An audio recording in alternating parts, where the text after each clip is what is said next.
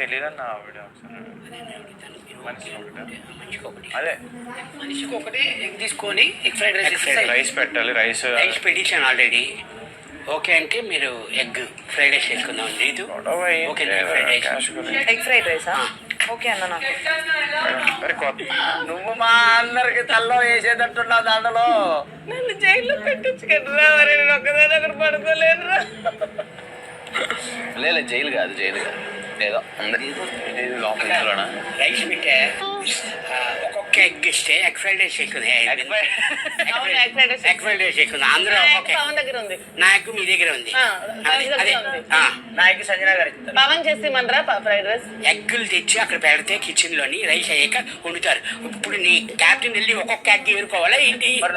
చెప్పావు వెళ్ళండి ఎగ్గులు తెచ్చి ఒక్కొక్క ఏం కావాలి? అందరూ ఎగ్ ఇవ్వాలి.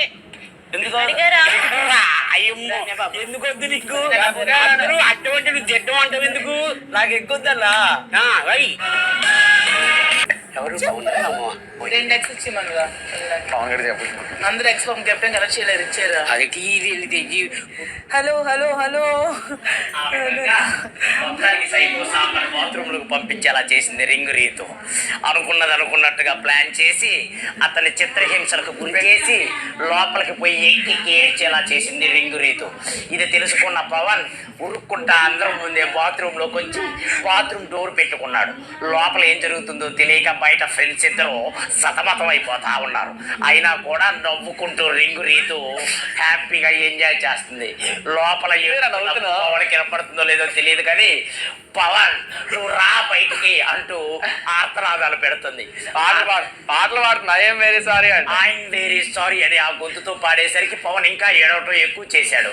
ఆ గొంతుతో ఇలాంటి పాటలు వినటం అస్సలు నచ్చలేదు అనుకుంటా పవన్కి. లోపల ఉన్న పవన్ నాకు తెలిసి సింకులో తల పెట్టాడా లేకపోతే ఏం చేస్తున్నాడో తెలియక బయట మేమంతా సతమతం అయిపోతున్నాం. అసలు ఈ గొడవకి కారణం ఏంటో తెలియక శ్రీధర్ అలాగే చూస్తూ మధ్యాహ్నం నుంచి ఉన్నాడు. పవన్ పప్పాయి కోసావా లేదా తెలుసుకుందామని హౌస్ మేట్స్ మొత్తం ఆత్రంగా చూస్తున్నారు. సగం కూర్చిన పప్పాయిని అక్కడే వదిలేసి పరా పరా పరా ఉరుక్కుంటూ వచ్చి బాత్రూమ్ లోకి దూరాడు పవన్. వచ్చాడు హోటల్ నేను ఇస్తాను.